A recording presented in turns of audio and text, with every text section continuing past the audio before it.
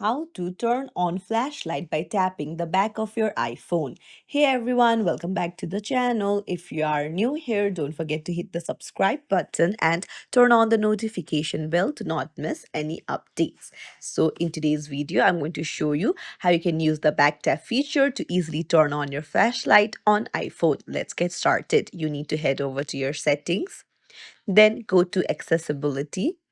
There, scroll down and under physical and motor, tap on touch. Scroll down to the bottom and there you'll find back tap. Just tap on it.